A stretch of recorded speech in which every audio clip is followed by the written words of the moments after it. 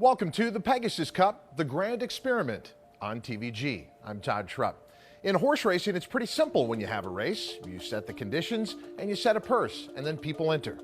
But when the Pegasus Cup was announced, it was a radical innovation when it came to structuring a race. Mike Rogers of the Stronach Group told us how the idea came into being. There was some dinners with Frank Stronach and Timmy Ritvo and our key executives, and the idea kind of, I think, hatched at dinner time with Frank. And at first, I think the few of us executives were wondering if this could be real, if we could pull this off. And typical in Frank fashion, he never let it go, and it kept getting more and more legs, and getting a little bit stronger, and he didn't let it go. About a year ago, Frank got up, unbeknownst to any of his people at Gulfstream, and in his presentation at the end of it, he mentioned that he had plans to stage a $12 million race. Kind of started to draft up the plan and really kind of lay it out and how we were going to execute it, and then we went for it. They decided to hire me to try and put the thing together, and that was back in, I'd say, late January of 2016, and then we started trying to get the details together that winter, and then really start trying to put the people together, the week before the Derby.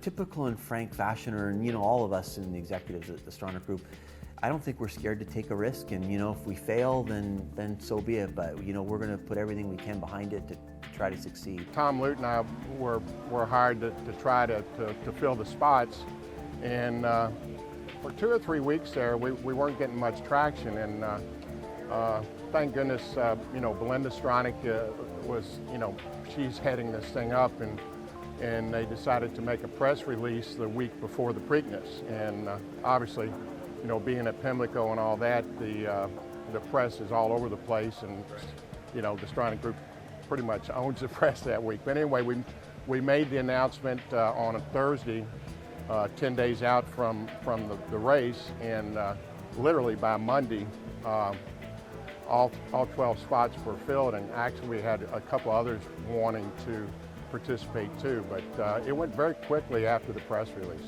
I think multiple extremes response. Some people thought we were crazy, and what are you doing? And other people thought, that was a great idea, I think you can do it. So we had right along the spectrum. To start with, the only 3 interested parties was Starlight Racing, California Chrome LLC, and Frank Stronach. So, and we all had an angle. It's an easy concept to understand. 12 guys each put up $1 million, and the winner's going to take a big share of that. Well, after I heard it, I knew I wanted to be a part of it. I'm plain and simple. I mean, Frank Stronach's a visionary, and he just had great ideas. And anytime you could follow a man that's been that successful in business, it was sort of a no-brainer for me to just follow in line and jump on in. When Frank first mentioned this, it sort of went over my head, and then I saw Tim Ritvo a couple of months later, and I said, Tim, is this Pegasus thing for real? And he said, yeah, and I said, well, I'd like a spot. And about a month later, they call me and say, if you want a spot, you got to pay for it now. In some ways, the basics of the Pegasus Cup seem pretty straightforward. $1 million gets you a spot in the starting gate, and you enter your horse. But from the time that the Pegasus Cup was announced, right up until the post position draw, what has been fascinating has been the behind-the-scenes bartering going on. We jumped in real quick, and there was no way that me and my brothers would have ever considered doing something like this. It's just not, we're very conservative in anything we do, but when we heard about it, and then we had Chrome, and the timing was just right where we just won the Dubai World Cup, so we had cash. We were kind of playing with house money. And so we said, we're in. The thing that really has surprised me pleasantly is, and what I was concerned with when we started this thing with this concept, is everybody, negotiating against each other, cutthroat and all. I mean, you couldn't have asked for 12 better people to, negotiate their positions, consider, I've had a couple of the slot holders call me and say, I know you were talking to this horse, are you finished? And so I have to give the, the slot owners kudos from the way the whole thing has been handled. I thought, this thing could grow into something interesting and different for the sport. And so I wanted to be a part of that. We thought about taking the way, well, let's not commit to buying the thing. We'll just run in the race and cut a deal at the end. But our thinking is we're better off because we want to make sure it happens. So it's like somebody's got to take the first step and try to be the guys in. And we weren't sure if it was going to go or not, but it sold out really quick and it was real positive. That was the goal too, to try to bring the industry together. I mean, you think about the concept of having owners who clearly have a huge stake in the game. The racetracks have a huge stake in the game, and this is the first sort of concept where the actual owners are actually, part owner of the race itself with the racetrack. And that's what made it fun for me. I mean, because as a businessman, you're just out there, you're doing your own thing day to day in day-to-day life or day-to-day business. And this race really made you take your business mind and just line yourself up with the proper people who had the right horse.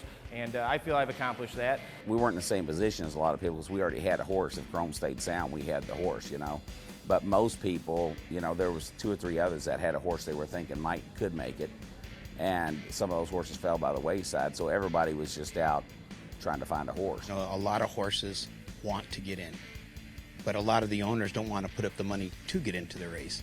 So we were planning on having our own horse going, and then we had a deal with a couple of the other horses that didn't go, and one that is going, but they struck another deal. Looking at it now, next year, in 6 months out, if I don't have a horse, I'm looking for a horse then, not the last 6 weeks. We absolutely anticipated that poker process happening. I tried to play the honest broker dealing with the stakeholders on a regular basis, so I didn't ask too many questions, but I did get a sense of not maybe stresses, but the challenges that some of them were facing. Some of them clearly had a little bit more experience in this industry and were able to navigate those waters a little quicker than others. But it was, from the outside, it was kind of fun watching them. We were concerned as partners, the 12 people that are partner putting up the money and trying to make the race. 1 minute you're partners and then the very next second you're competitors. You know what I'm saying? And I didn't know. I was thinking the dynamic wasn't going to be healthy, because they're going to be battling, 10 or 12 people over the best horse, and it's going to put the horse owners in a very strong position to negotiate, which I think that probably did happen some, but it all worked out. We got 12 good horses, and I think it's worked good. As this thing turned out, we were able to get a nice horse, a horse that's I think getting better. And then we were also able to buy into the horse. So we created a partnership through the Pegasus race that we actually have 5 of us that own part of this horse. And it's been a lot of fun. We've got a good group here, and we may end up doing a lot of business down the road. So just the Pegasus itself created this type of business deal that otherwise we probably wouldn't have had. The wheeling and dealing started right after the Breeders' Cup. There really wasn't much prior to that. But then once all the dust settled and all the horses that were the trainers and the owners that were committed to running in January, you seen who was training up, and that was the opportunity I had to really just get to know some of these other owners, and that's really been a great experience as well. You got so many people trying to get horses in spots and agents trying to get you in and stuff, but we immediately hit it off. He's a younger guy. Used to be a younger guy. He's got a lot of passion for the game, and yet he listens, For a guy that's in his position to be able to put up $1 million, he took a lot of my advice. Ron is awesome. I mean, he's somebody that we hit it off from day one. It all started with phone calls, and it was just small talk here and there. He was telling me about his horse. I had the opportunity to really go research him, watch his last 7-8 races, see how he was, just performing. And the horse itself, it just had a few things that needed to be worked out. I mean, the horse has been training well now, and Ron's the type of guy that believes in his horses. He wouldn't, even have invested into this race if he didn't feel his horse had a legitimate shot. And, I just have to ride that wave of energy that he has, and I really believe in him and I believe in the horse. It's been real positive. We knew a lot of the people that put up money to go in, and we didn't know some of them. So, being involved and becoming partners doing that, we've started building relationships, and it's been fun. I like to think outside the box, and we could bring some other people in, and as it's turned out, I think that's what we've done. Hearing back from them, I think all of them enjoyed it. They told me that it was a thrilling process. They got to meet people they never would have met. They said almost everyone they dealt with was a professional, was respectful, and another interesting thing that came up was the horse. It seemed like the owners of the horses always put their horse number one. So despite the fact that we're putting up $12 million, they always put their horse number one. It had to make sense for what they were planning and what they were doing and what they're doing with their horse. Here's the field for the inaugural running of the $12 million Pegasus World Cup Invitational. Can California Chrome turn the tables against Arrogate? Don't miss out on the opportunity to bet on the richest race in the world. If you don't have an account, new customers are eligible to get 10-to-1 odds on California Chrome or Arrogate. Not only that, new customers are eligible for our money-back special. If your horse finishes second or third in any of the 7 stakes races at Gulfstream Park on Saturday, you get your money back. Use promo code Pegasus to sign up today. Already an existing customer? Don't worry, you're still eligible for our money-back special. All you have to do is opt in at promos.tvg.com. Run Happy in front. Limousine Liberal, Holy Boss can't get him. Run Happy has won the Dyra.com King's Bishop by 4. Private Zone the leader. Run Happy just keeps coming at him past the 16th pole. Run Happy, and boy does this horse love to run. The aptly named Run Happy to take it. Run Happy is simply super! He polishes off an outstanding campaign with a dominant victory in the Malibu! Welcome back to Pegasus Cup, the grand experiment. I'm Caitlin Brader, and my friend back here, Aragon, traveled many miles to make it to the Pegasus. When James McIngvale first anteed up $1 million with the intention of running in the Pegasus, it was with the idea that his champion sprinter, Run Happy, would be the horse for the big race. Run Happy had rattled off consecutive graded stakes wins, including the Breeders' Cup Sprint, and was pointing for a big campaign in 2016. Plans went a little awry when he was retired to the breeding shed to Claiborne Farm, where he stands today in his first year at stud. James McIngvale and his team, after assessing the picture domestically, decided there wasn't a horse in the United States who could match up with the likes of California Chrome and Arrogate. So they thought bigger. They went global, traveling to South America, Argentina specifically, where they found Aragon, a multiple group stakes winner. He traveled over here to Gulfstream Park, but had some hiccups in quarantine. Training has not been ideal leading up to the big race, but they're happy with the way he settled in and believe win, lose, or draw, after the Pegasus, they'll have a horse whose future could be as bright as Run Happy's. And really, that type of creativity and ingenuity, that sportsmanship, is what the Pegasus is all about, Todd. Although it's just the inaugural running of the Pegasus Cup, already thoughts have come in about what the true impact will be for racing in the United States and across the world looking long term. We made it very clear at the beginning that we didn't want to interfere with the Dubai World Cup or the Breeders' Cup. We originally were going to look at the end of December for a number of reasons. We felt pretty confident that we were going to get NBC, and this particular weekend is the lull between, you know, the final playoffs in the NFL and then the Super Bowl. So from a TV standpoint, it fit in. We heard positive response directly from the Breeders' Cup that they thought that the Pegasus was a great addition. We didn't hear any formal response from the Dubai, the gentleman in Dubai or whatever, but we clearly made a conscious effort not to interfere and have it as a stepping stone. It's just great for racing, and luckily it got positioned in a spot on the calendar that really didn't affect the Breeders' Cup. It didn't affect the Dubai World Cup, so it was great how they positioned that. When Timmy Ritvo and I went to Japan to try to engage them in the race, one of the owners there, who was very much considering coming to the Pegasus with his horse, he had it in his mind that if he had won the Champions Cup in Japan, he was going to come to the Pegasus and then to Dubai. He felt the schedule worked out perfectly for him, and he was really thrilled to do that. Unfortunately, his race in the Japan's Cup wasn't what, or the Champions Cup wasn't what he had hoped, so that's why he skipped on the Pegasus.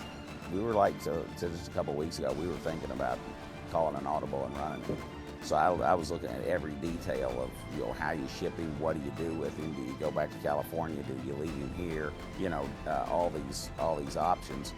But it's basically, 60 days to the race. Now last year we went over there and got a prep race in him, but he was needing a race anyway because he just run one time, you know, so it was ideal. I think there's enough time between this race and the World Cup.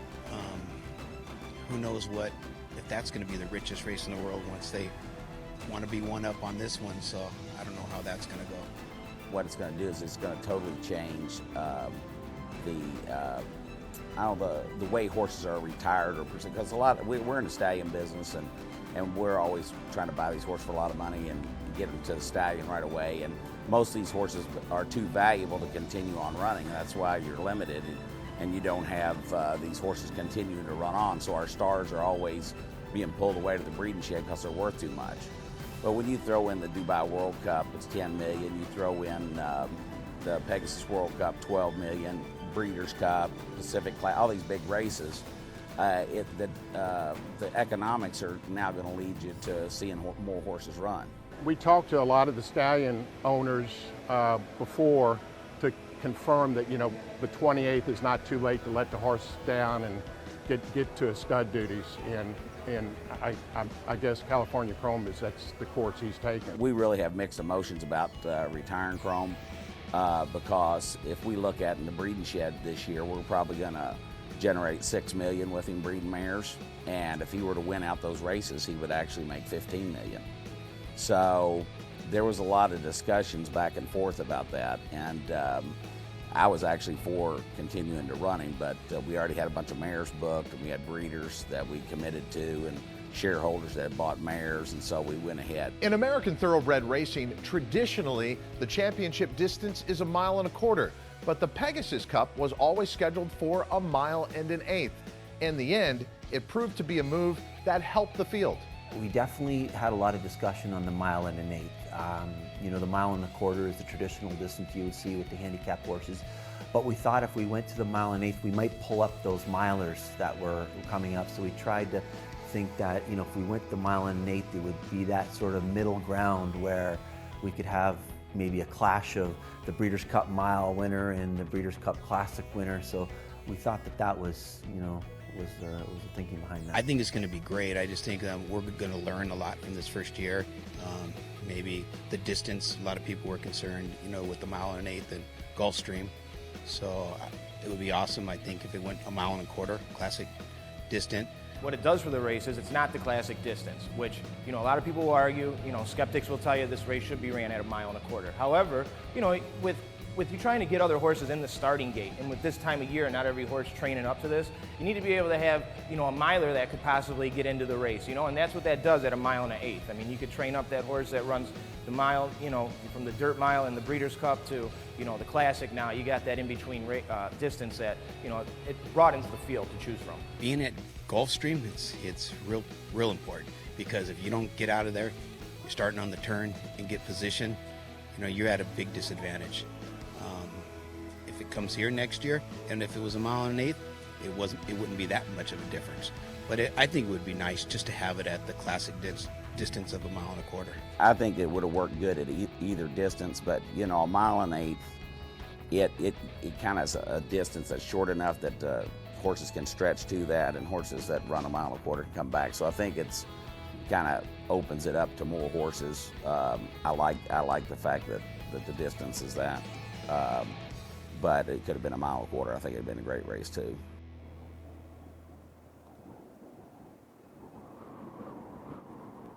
They haven't even conducted the inaugural running of the Pegasus Cup, and already the Stronach Group is thinking about the future and how this event can evolve.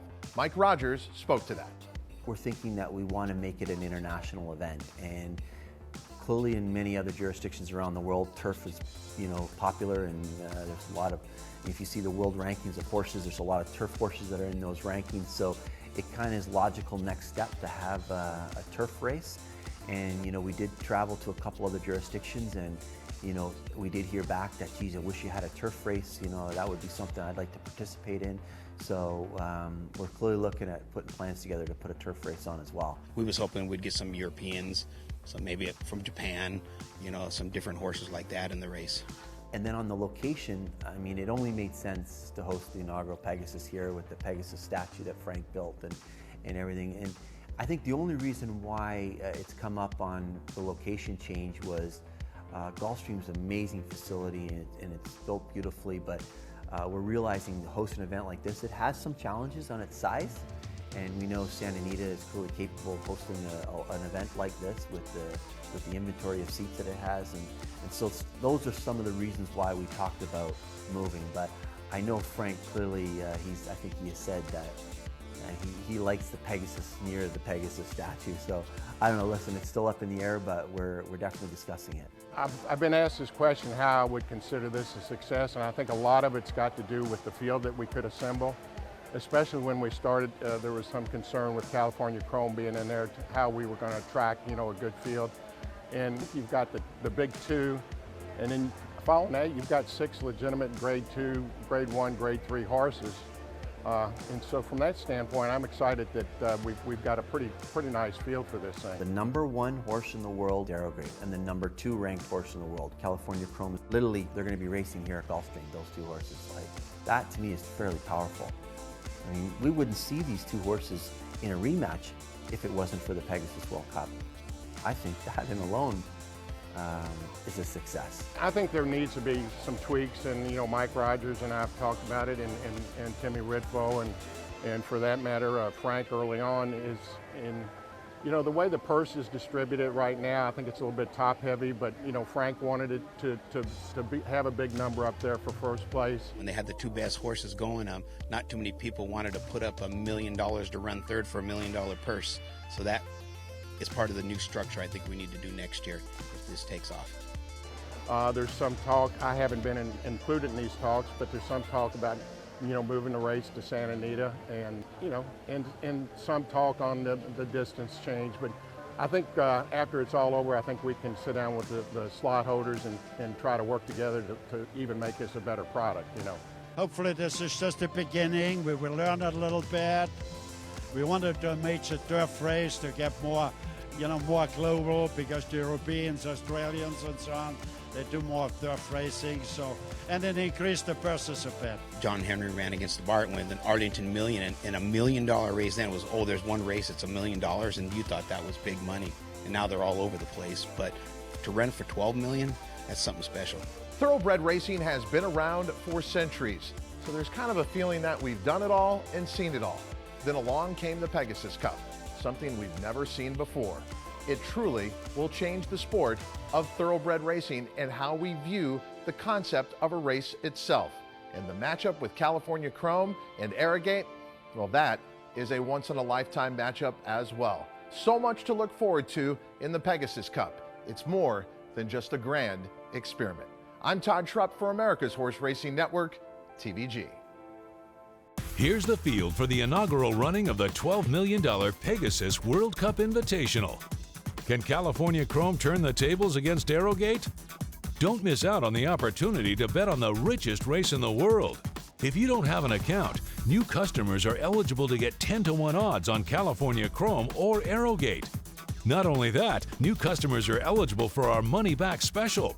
If your horse finishes 2nd or 3rd in any of the 7 stakes races at Gulfstream Park on Saturday, you get your money back.